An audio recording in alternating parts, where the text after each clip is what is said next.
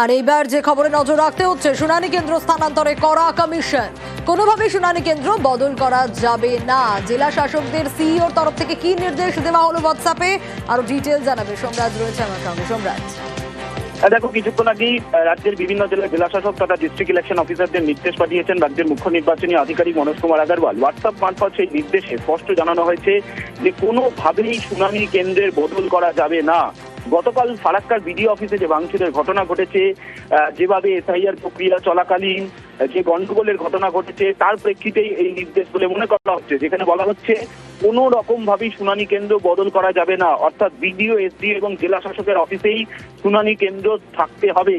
সাম্প্রতিক সময় দেখা যাচ্ছিল যে শুনানি প্রক্রিয়া আরো দ্রুত করার জন্য শুনানি কেন্দ্র বেশ কিছু জায়গায় করার প্রস্তাব পাঠিয়েছিলেন বিভিন্ন জেলার জেলা শাসকরা এবং সেই মতো পদক্ষেপও নিচ্ছিলেন।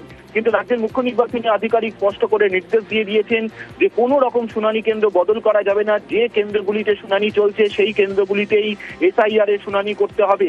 পাশাপাশি জেলা শাসকদের এটাও মনে করিয়ে দিয়েছেন রাজ্যের মুখ্য নির্বাচনী আধিকারিক যে আনম্যাপড এবং লজিক্যাল ডিসক্রিপেন্সির যে নিষ্পত্তিগুলি প্রক্রিয়া চলছে, সেই নিষ্পত্তিগুলিতেই অগ্রাধিকার দিতে হবে এবং এ ব্যাপারে চূড়ান্ত সিদ্ধান্ত নিতে হবে সংশ্লিষ্ট জেলার ডিস্ট্রিক্ট ইলেকশন অফিসার বা জেলা শাসকদেরই। ইআরও বা এইআরওরা অন্যান্য বিষয়গুলি নিয়ে সিদ্ধান্ত নেবেন, কিন্তু যে নিষ্পত্তির যে কাজগুলি হবে এবার, সেই নিষ্পত্তির কাজগুলিতে ডিস্ট্রিক্ট ইলেকশন অফিসাররাই চূড়ান্ত সিদ্ধান্ত নেবে।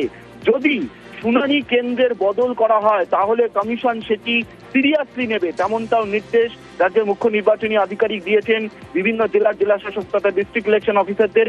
কিছুক্ষণ আগেই এই নির্দেশ দেওয়া হয়েছে বলেই কমিশন সূত্রে খবর। বেশ।